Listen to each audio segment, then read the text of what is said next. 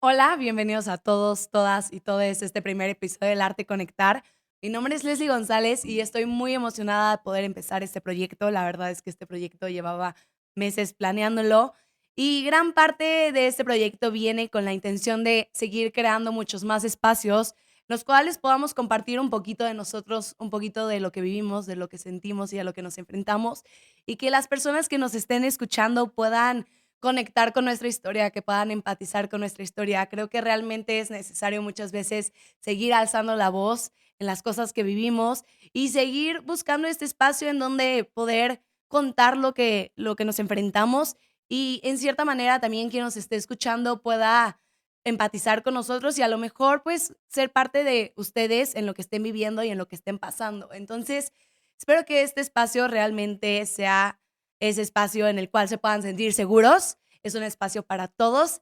Y pues nada, este primer capítulo quiero empezar un poquito contándoles acerca de mí y acerca de mi historia.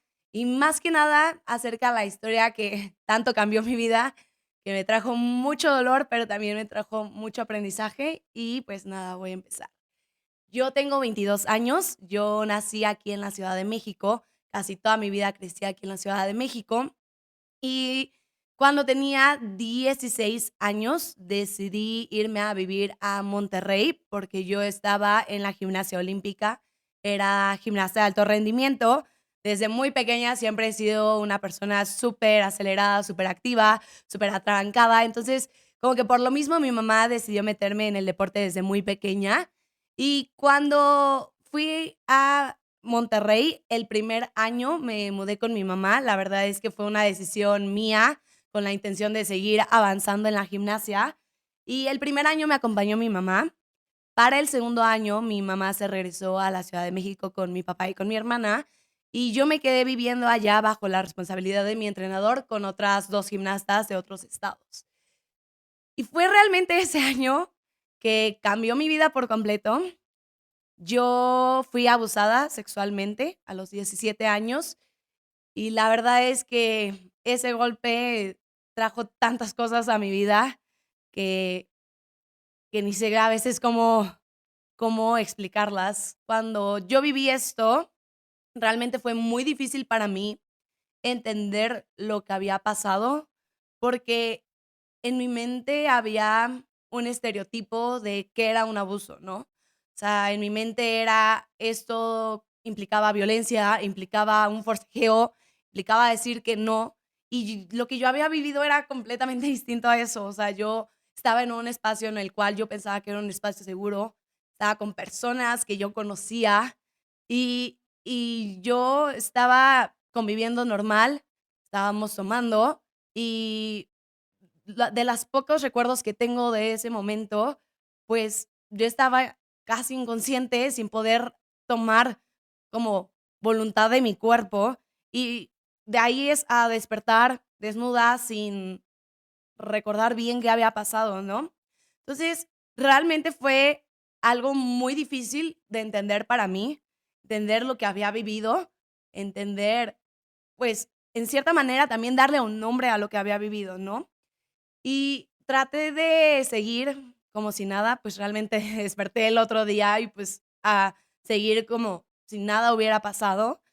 Y a los 2 días de haber sido abusada, yo estaba en la escuela y justo estaba sonando un caso muy, muy llamativo en las noticias, que era la historia de una mujer de Puebla que había sido abusada por su conductor de Uber.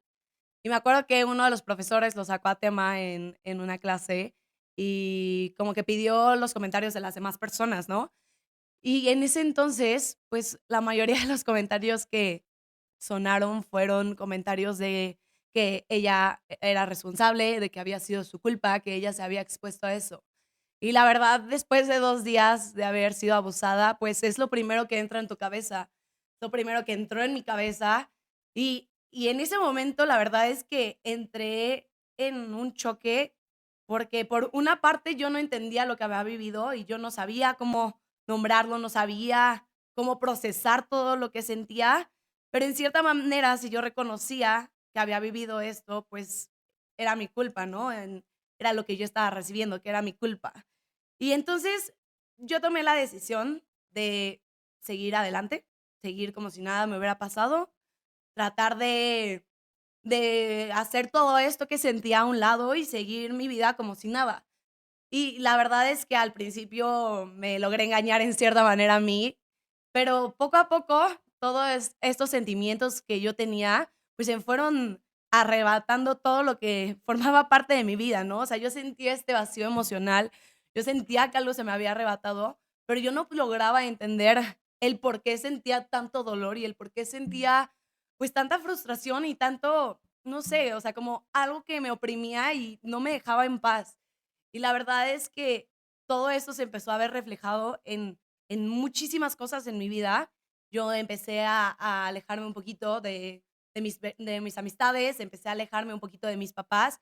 Creo que en cierta manera, pues fue relativamente sencillo porque pues mis papás vivían aquí en la Ciudad de México, pero traté de evitar ciertas llamadas, trataba de hacer las llamadas un poquito más cortas para que realmente ellos no se dieran cuenta de todo lo que estaba pasando en mi vida. También, pues, empecé a tener, pues, igual como un desempeño más bajo en la escuela, en la gimnasia. O sea, yo en ese entonces, pues, tenía un cúmulo de emociones que no sabía cómo procesar, no sabía cómo entenderlas, y se empezó a ver reflejado en todas las partes de mi vida. Y por más que yo trataba de alcanzarlas y fingir que todo estaba perfecto, se me escapaban. Entonces, llegó un punto en el cual yo sentía que nada estaba saliendo bien, o sea, yo sentía que nada me estaba saliendo, yo me sentía muy frustrada y decidí como hacer que algo funcionara. Y tomé una parte de mi vida, que fue la alimentación, y decidí controlarla, como que sentía la necesidad de tener el control sobre algo en mi vida. Y la verdad es que para ese entonces, pues, como que yo estaba viviendo muchos cambios con mi cuerpo y en cierta manera influye mucho el hecho de que, pues, desde muy pequeña siempre había sido muy flaquita y como que cuando a veces te dan esa connotación con tu persona, se vuelve parte de tu personalidad, ¿no? Siempre era como, ay, Leslie es muy flaquita, Leslie flaquita. Como que el muchas veces que toda la gente te lo diga y que toda la gente te lo repita, se vuelve parte de ti. Y justo en ese entonces yo empecé a vivir todos estos cambios en mi cuerpo. Uno, por la depresión. Dos, porque pues me empecé a desarrollar hasta los 16 años. Entonces como que yo nunca había vivido bien ese cambio en mi cuerpo. Y en parte también por el deporte, ¿no? El deporte de alto rendimiento, sobre todo la gimnasia, es muy estricto con el cuerpo femenino. Entonces, como que todos estos como factores influyeron a que yo decidiera como tomar control de mi alimentación. De hecho, quiero platicar un poquito más acerca de estos temas, de un poco los TCAs y el deporte, que lo voy a abordar en otro podcast, pero pues en parte fue eso, ¿no? Los factores, pues un poco de los cambios en mi cuerpo, pero también el hecho de que yo necesitaba tener control sobre algo en mi vida. Y empecé a tener, conductas de bulimia, empecé a tener atracones, empezaba a vomitar, y yo siempre me acuerdo que esperaba a que mis roomies se durmieran para hacer esto, ¿no? Porque, pues, evidentemente no quería que nadie se enterara de que yo estaba teniendo estas conductas. Y pasaron algunos meses cuando una de mis roomies se dio cuenta de lo que yo estaba haciendo. Ella decidió enfrentarme y trató de hablar conmigo, que se había dado cuenta de todo, de todas las conductas, y traté de negarlo, traté de fingir que no, que ella estaba mal, que ella no estaba entendiendo lo que yo estaba viviendo, y ella decidió hablar con mi entrenador. Entonces, a los pocos días de que ella se había dado cuenta, ella habló con mi entrenador, y entonces mi entrenador me pide hablar conmigo. Para ese entonces, mis papás iban a ir a visitarme en fechas próximas y iban a pasar unos días conmigo. Entonces, mi entrenador me dice que él quiere aprovechar esa ida para platicar con ellos y comentarles como todo lo que yo estaba viviendo. En ese entonces sentí demasiado coraje y de verdad demasiada frustración porque pues no quería perder el control de esto y no quería que mis papás se dieran cuenta que algo estaba mal, no quería que me vieran con unos ojos que yo sentía que iban a ser de lástima, que yo sentía que iban a verme distinto por esto. Entonces, la verdad es que salí enojadísima de ese entrenamiento, iba con toda la intención de mentarle la madre a mi roomie, cuando mi mamá me marcó y ella me preguntó que si sabía de qué quería hablar mi entrenador. Y en ese entonces, pues, todavía no podía aceptarlo, entonces yo le dije que no sabía. Y cuando termino la llamada, voy a hablar con uno del equipo de ahí, porque yo quería que mis papás no se enteraran de esto cuando estuvieran conmigo. O sea, yo no quería que, pues, ellos supieran desde un principio y que todo el tiempo que yo iba a pasar con ellos fuera con, pues, con esto en la cabeza, ¿no? Entonces, yo fui a hablar con uno del equipo que era el fisioterapeuta y le fui a pedir que por favor se esperara a que mis papás estuvieran pues a punto de regresarse a México para platicar con ellos y todos esos otros días que yo estuviera con ellos, pues estuviéramos bien, ¿no? En un mundo perfecto, en un mundo en el cual yo no quería aceptar que yo tenía un problema. Y él fue el que me dijo que yo llevaba meses en depresión, que yo llevaba meses llorando y de verdad yo me acuerdo que se me rompía el lápiz, lloraba, la gimnasia era tiro tras viaje de estar llorando, de caerme, de frustrarme, de enojarme, de tener todas estas emociones que salían con cualquier cosita y yo trataba de fingir que no, o sea, yo traía ese velo de que todo seguía bien y que todo estaba perfecto y que nada me había pasado. Y cuando él me lo dice, empiezo a darme cuenta que sí, o sea, que era cierto que yo tenía estas emociones que yo ya no podía controlar, que o sea, me estaban consumiendo. El hecho de fingir, tratar de convencerme a mí y tratar de convencer a los demás de que yo estaba bien, me estaba consumiendo de una manera que yo no me estaba dando cuenta. Entonces, cuando termino de platicar con él, regreso a mi casa y voy a platicar con mi roomie, y de verdad que no tuve otras palabras más que pedirle perdón y agradecerle por haber hecho algo por mí. Ahí entendí que sí había algo mal y que tenía, o sea, que tenía que enfrentarlo, ¿no? Y terminando de hablar con ella, volví a marcarle a mi mamá y me acuerdo que estaba llorando y le conté toda esta parte, ¿no? Nada más la parte del trastorno alimenticio. Evidentemente no le conté lo demás porque pues yo seguía sin poder entender muy bien lo que yo había vivido. Entonces le conté esta parte del trastorno y la verdad es que en ese entonces fue un alivio el poder soltar como esta parte de control y en cierta manera de aceptarme a mí que había algo que no estaba bien, fue un poco de alivio, fue un pequeño cambio, fueron unos meses siguientes de estar bien, de poder estar bien, de cuando tenía como, pues, ciertos estímulos de felicidad, estar bien, aunque todavía seguía teniendo como estos sentimientos que yo no sabía, pues, cómo entenderlos ni cómo procesarlos. Cuando se acercan fechas de Navidad, yo me regreso a México a pasarlo con mi familia y ese 31 de diciembre del 2017 fue el día que tuve mi primer ataque de pánico.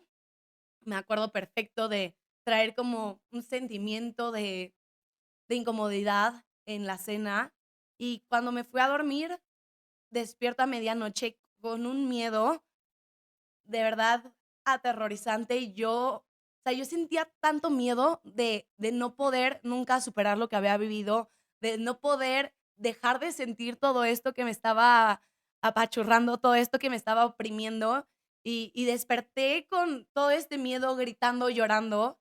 Me acuerdo que mi papá bajó a verme a mi cuarto y me preguntó que qué pasaba, que si estaba bien y no salieron esas palabras para poderle decir lo que yo estaba sintiendo. Yo no podía compartirle a nadie lo que yo estaba sintiendo porque, de verdad, yo ni siquiera entendía cómo algo de un día me había arrebatado tanto en mi vida. O sea, yo de verdad sentía un vacío gigantesco que me oprimía demasiado. Y entonces yo traté de convencerlo que había sido una pesadilla, traté de hacerle creer que pues, no había pasado nada, pero como que en cierta manera mi papá se quedó con ese sentimiento de insatisfacción, pero tampoco quiso insistir. La verdad es que yo estaba muy negada a poder platicar con ellos. Entonces, mi papá decidió darme mi espacio y después de eso regresé a Monterrey, regresé a donde vivía y fueron muchos meses de subidas y bajadas. Yo tenía depresión atípica, eso lo entendí hasta que fui con la psiquiatra, pero es lo que les digo, o sea, podía haber días que yo estaba muy bien, si tenía estímulos de felicidad, estaba muy bien, pero esos días que yo me sentía mal eran como un pozo profundo de caída libre. Y entonces empecé a tener conductas de autolesión, me empecé a autolesionar, como que en parte yo no podía entender cómo algo que yo no veía estaba arrebatando tanto de mí. Yo no podía entender, o sea, yo siempre, pues, como les digo, había sido una niña súper acelerada, siempre iba en la bici, luego me trepaba a árboles, me daba en la madre, en la gimnasia, pues, te caes, te pegas, moretones, lesiones, y como que todo ese dolor lo entiendes, o sea, todo ese dolor yo lo entendía, decía como, bueno, viene de esta cortada, viene este moretón, viene de esta lesión, y yo no podía entender cómo un dolor que yo no veía de dónde venía podía consumirme tanto. Y en cierta manera fue mi manera de ver ese dolor. O sea, yo necesitaba ver ese dolor, yo necesitaba entenderlo, o sea, yo necesitaba como, no sé, era algo que me consumía y pues tenía que seguir con mi vida, tenía que seguir adelante y nadie más paró. O sea, como que cuando pasó esto, yo no tuve esa pausa para poder procesar lo que yo había vivido. Y yo sentía que todo el mundo seguía como si nada mientras yo me estaba destruyendo por dentro. Entonces, era este sentimiento de querer ver lo que yo estaba realmente sintiendo, lo que me estaba consumiendo, y empecé a autolesionarme.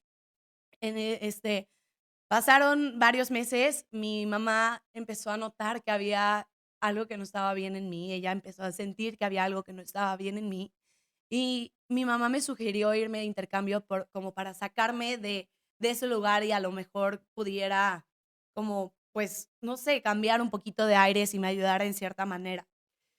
Cuando se va acercando poco a poquito el intercambio, cuando yo estuviera de intercambio se iba a cumplir un año de haber sido abusada.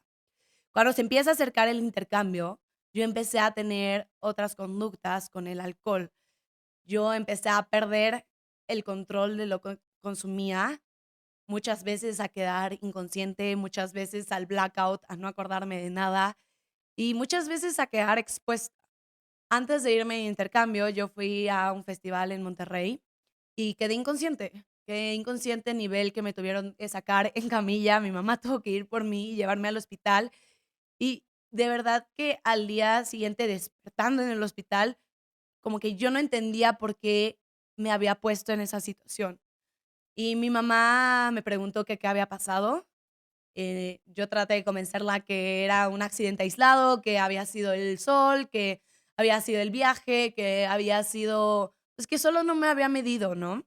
Y como que en cierta manera mi mamá trató de convencerse a ella también que sí había sido eso, cuando realmente era todo esto que seguía cargando, que se iba presentando en más cosas en mi vida, se iba presentando en estas autolesiones. Yo tenía ataques de pánico, tenía estos ataques en el carro que yo me tenía que bajar del carro porque yo no, o sea, yo no sabía qué iba a pasar. Yo sentía que si algo pasaba, yo no iba a poder frenar. Entonces, yo tenía que bajarme, tirarme al piso, calmarme y respirar para poder regresar a subirme a mi carro. Entonces, eran todas estas cosas que se empezaron a presentar y que yo trataba de esconderle al mundo, yo trataba de esconderme a mí misma, pero ya eran cosas que se estaban escapando todavía más de mis manos.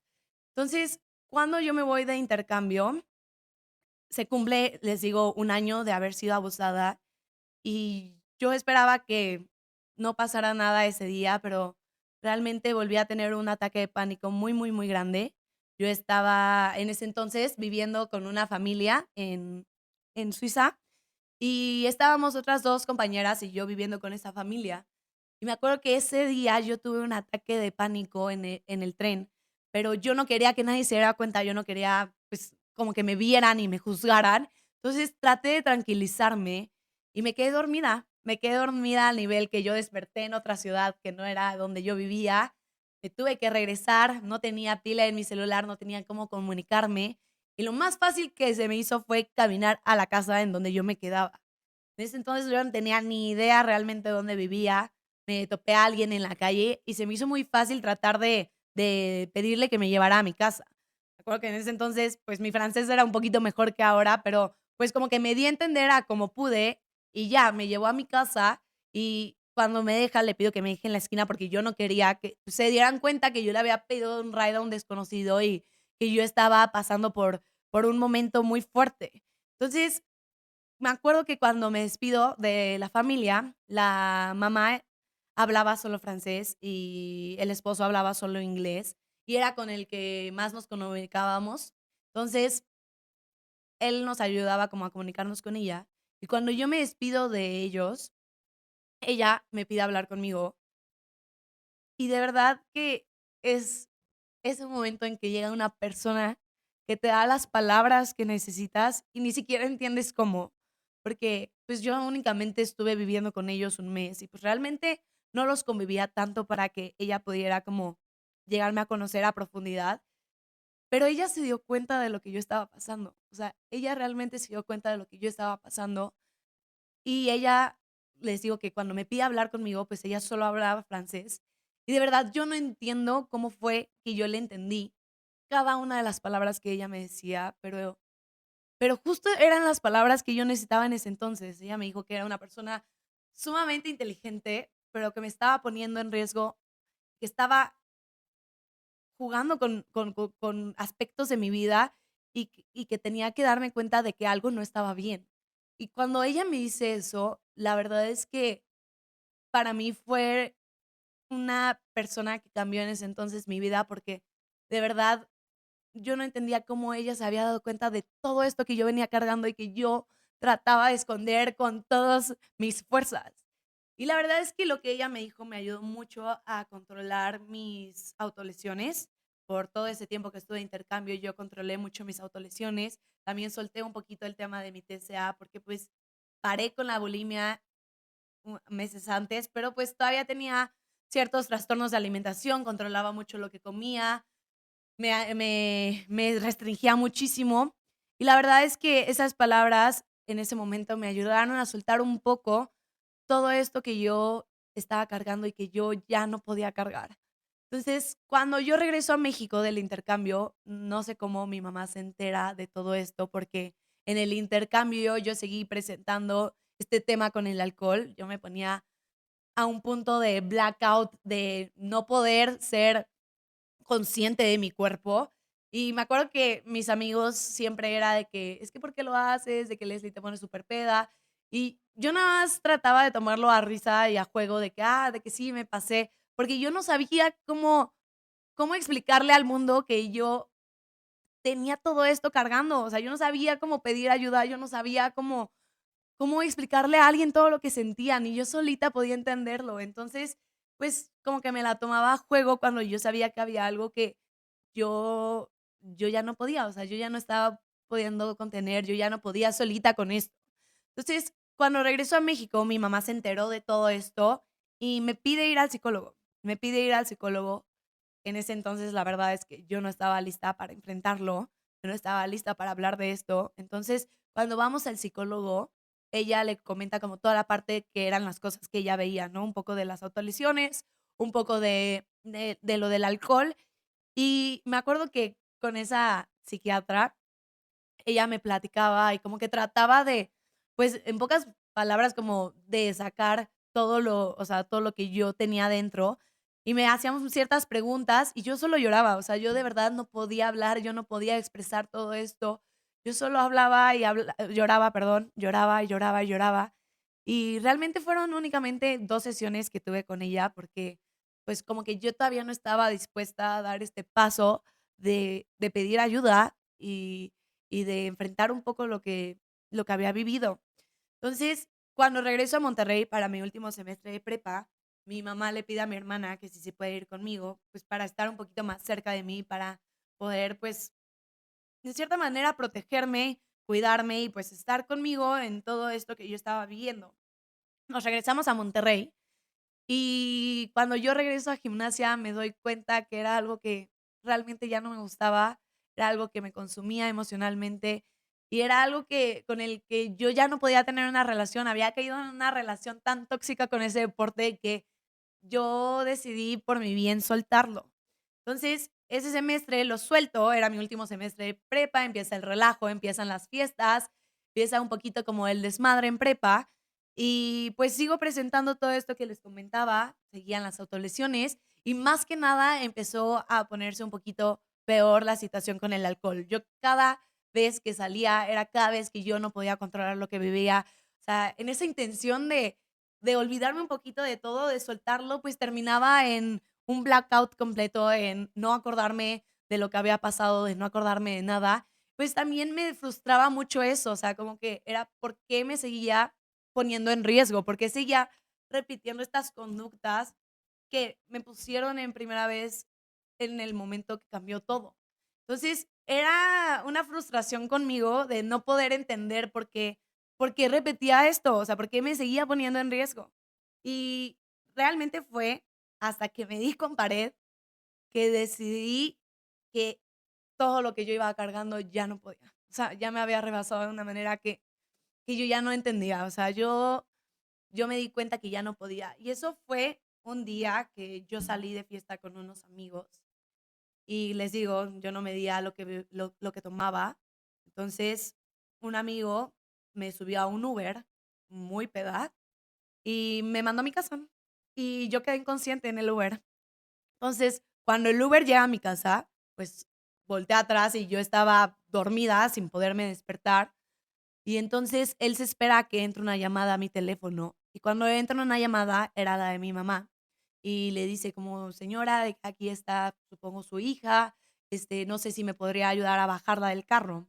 Entonces, mi mamá estaba en México, le marca a mi mamá a mi hermana y mi hermana baja por mí. Entonces, mi hermana baja por mí, ya el Uber se va y al día siguiente, pues mi hermana me dice que la acompaña a trabajar porque no quería dejarme sola en la casa y me marcan mis papás.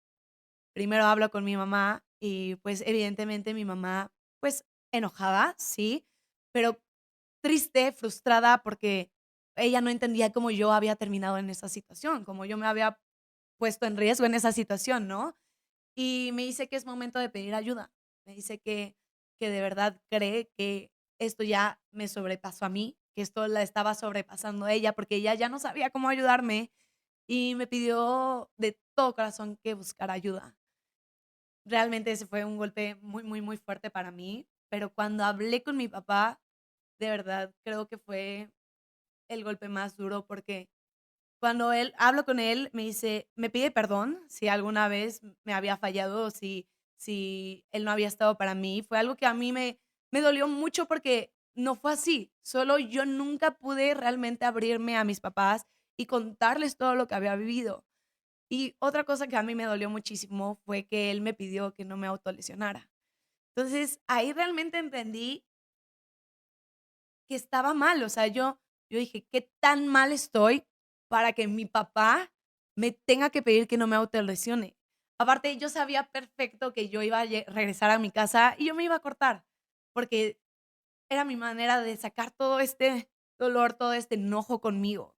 Entonces, cuando él me dice eso, la verdad me rompió mucho el corazón y fue ahí cuando yo decidí que necesitaba ayuda. O sea, yo ahí entendí que yo no podía procesar esto sola, que yo necesitaba de alguien profesional para poder entender todo lo que había vivido, para poder saber y descifrar todos estos sentimientos que me estaban hundiendo. Entonces, cuando voy al psicólogo, la verdad es que en la primera sesión yo le solté todo, o sea, yo ahí ya no pude contenerme nada, le solté todo lo que había pasado, todo lo que había vivido, y cómo ese momento en mi vida había desenfrenado tantas cosas en mi vida que yo ni siquiera como que, o sea, podía medir, o sea, eran tantos cambios en mi vida que yo no sabía cómo medirlos, ni cómo vivirlos, ni cómo enfrentarlos. Entonces, cuando le platico a ella, fue ella la que me dijo que yo tenía depresión atípica, que es lo que les comentaba, que podía estar muy bien unos días, pero, pues, cuando estaba mal eran pozos muy, muy, muy profundos, y ella me mandó con una psiquiatra. Entonces, cuando yo voy con la psiquiatra, le cuento todo igual, y le cuento esta parte de las autolesiones, y ella me dice que tiene que hablar con mi hermana. Evidentemente, ella no le podía contar toda mi historia a mi hermana, pero tenía que contarle esta parte de las autolesiones, específicamente, porque si era necesario que mi hermana me llevara a urgencias psiquiátricas, pues tenía que hacerlo. Cuando ella me dice que tiene que hablar con mi hermana y que le tiene que pedir esto, fue otro golpe de entender qué tan mal estaba en ese entonces para que me tuvieran que llevar a urgencias psiquiátricas. Y la verdad es que después de esa sesión fue una semana de no poder salir de mi cama, de no tener ánimos de nada. Era esa pausa que yo les digo que yo necesitaba, o sea, de verdad como que algo que a mí me frustraba mucho era que después de ese día nada pausó y la vida seguía y todo el mundo seguía y yo tenía que seguir como si nada me hubiera pasado, como si nada se me hubiera arrebatado. Entonces, para mí era muy, muy frustrante eso porque yo necesitaba una pausa, yo necesitaba esa semana de no salir de mi cama y decir, ok, todo esto estás sintiendo y todo esto te está consumiendo. Y entonces, suéltalo, súfrelo, vívelo, déjate sentir todas estas emociones que te han llevado a todos estos años de darte contra pared, de caerte, de tropiezos. Y fue esa semana que yo de verdad lo sentí. Me dejé ir, dejé que todos estos sentimientos cayeran, de todos esos sentimientos, tratar de procesarlos. Y mi hermana me pedía que por favor no me diera por vencida, que por favor siguiera adelante, porque de verdad no había manera de sacarme de ahí, o sea, no había manera que yo me levantara, no había manera de que yo comiera. Yo necesitaba, no sé, un respiro. Y yo le decía que de verdad, o sea, sí quería seguir adelante y sí quería seguir luchando, pero que me diera este momento, o sea, que me diera este momento de, de sentir todo, de entender todo. Y la verdad es que fue una pausa que me ayudó muchísimo a procesar todo lo que había vivido. Y seguí con la psiquiatra hasta que llegó el punto que me dijo que el siguiente paso era compartirlo con mis papás, más que nada. Para ese entonces ya lo había compartido con mi hermana, con algunas amistades, y a mí me daba mucho miedo contárselo a mis papás, a mí me daba terror contárselo a mis papás. Entonces, cuando ella me dice que el siguiente paso es ese, como que yo decidí esquivar ese proceso y me di de alta solita del psiquiátrico, de la psiquiatra, pero seguí trabajando un poco en sanar. Yo regresé a México para estudiar la carrera y la verdad es que no fue hasta el movimiento feminista que empezó a tomar mucho vuelo, que empezó a tomar mucha fuerza, que empezó a tomar mucha visibilidad en el 2019, que yo pude aceptar realmente lo que había vivido, ¿no? O sea, les digo, yo tenía este estereotipo de que era un abuso sexual, pero mi historia no encajaba ahí. Y cuando se empezó a dar esta visibilidad de más mujeres, de más historias, fue realmente que dije, aquí encaja mi historia. O sea, mi historia sí es válida, sí pasó, sí fue algo que yo necesitaba, el saber que no era solo este estereotipo que yo tenía, que yo creía, sino que había muchos más historias, muchas más, no sé, vivencias, y en esas encajaba mi historia, y la verdad que eso me ayudó muchísimo a entender lo que yo había vivido, me ayudó mucho a aceptar lo que yo había vivido y a reconocer que había sido víctima de abuso sexual y que de ahí seguía para adelante, seguía el proceso de sanar, de procesar. Pero realmente también fue un poquito difícil porque como que tuve un choque con mi mamá justo cuando empezó todo este movimiento, porque mi mamá tenía pues cierta manera otra ideología. Yo siempre le he dicho a mi mamá que yo creo que es una mujer demasiado liberal, pero pues en cierta manera también es liberal para su época. Entonces, cuando empiezan todas estas marchas, cuando empieza todo este movimiento, pues en parte mi mamá no estaba muy de acuerdo en muchas cosas y yo tuve un choque muy fuerte con ella. Y ella decía que ella creía que todas estas mujeres abusadas pues eran mujeres que eran descuidadas, no sé, como que ella tenía otra perspectiva diferente a la mía. Y cuando ella me dice eso, la verdad es que yo reventé, yo no supe cómo reaccionar y yo le pregunté si ella creía que yo había sido una niña descuidada, que si había sido una persona descuidada.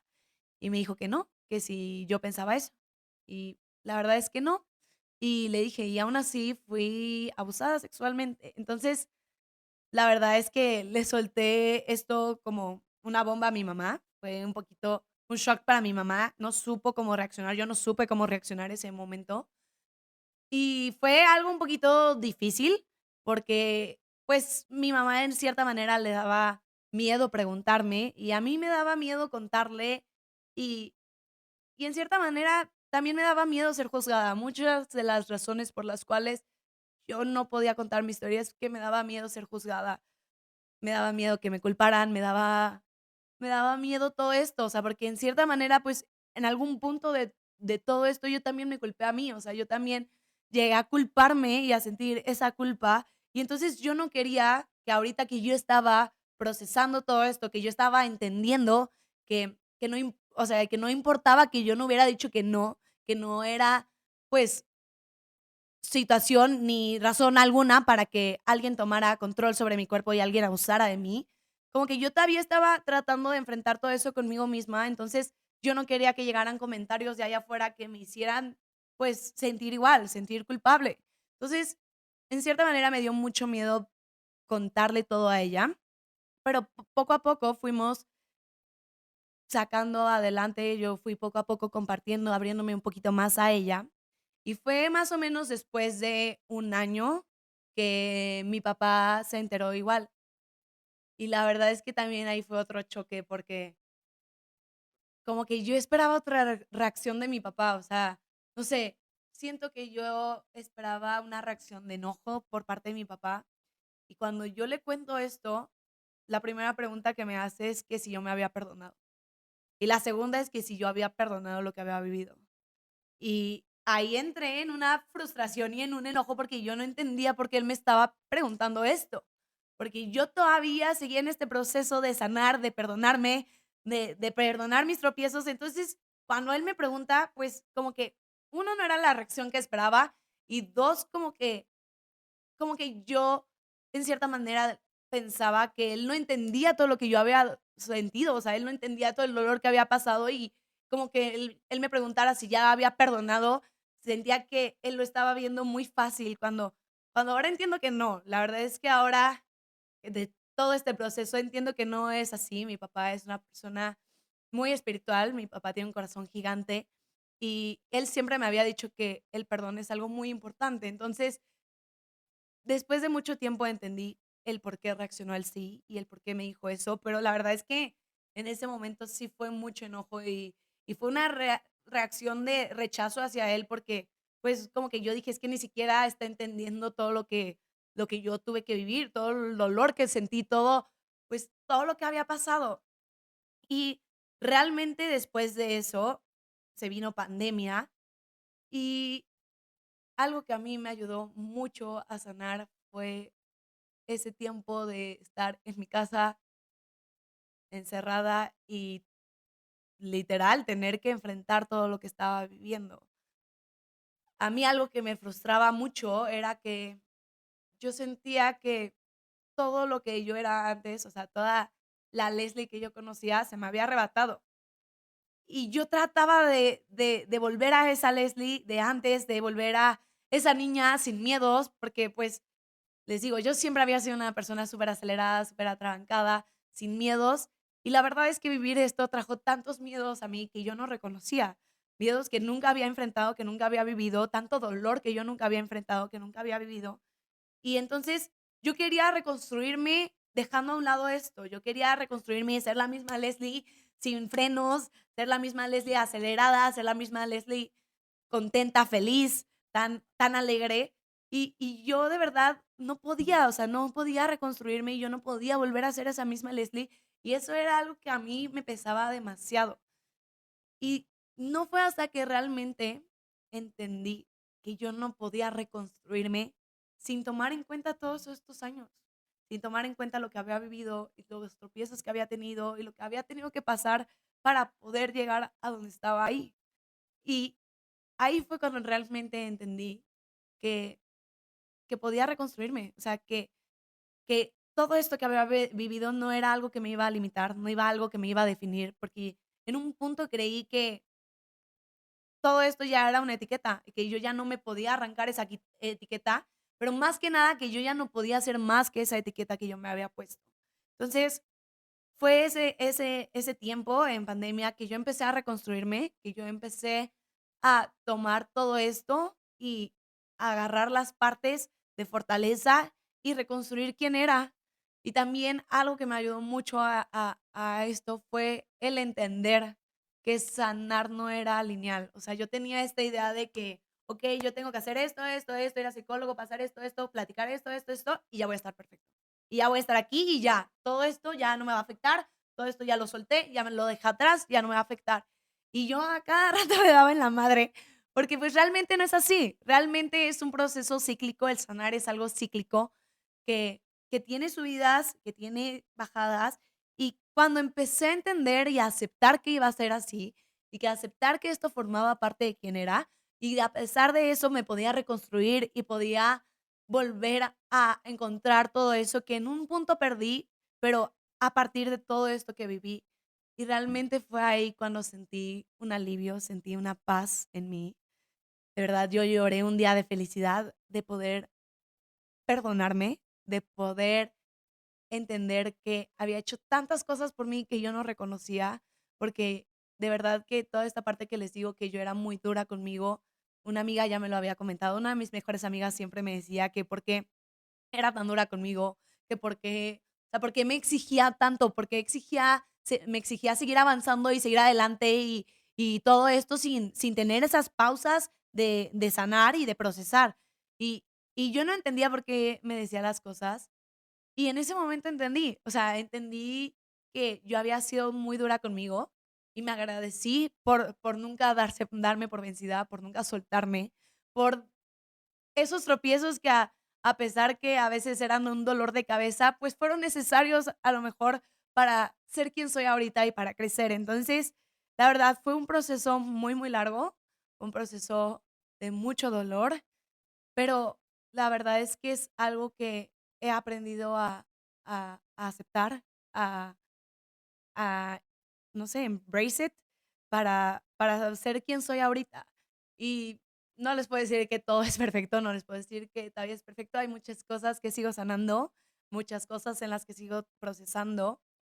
Algo que ahorita es como en lo que me he enfocado mucho es en soltar esta parte de víctima dentro de mí, porque a pesar de que nunca me ha gustado que las demás personas o nunca me gustó la idea de que las demás personas me revictimizaran o me vieran como, pues en cierta parte víctima, pues yo lo hacía mucho conmigo misma y yo en muchos momentos de mi vida me limité por es que todavía estoy en esto, todavía estoy procesando esto y es que todavía no he enfrentado esto y es que todavía no me siento al 100.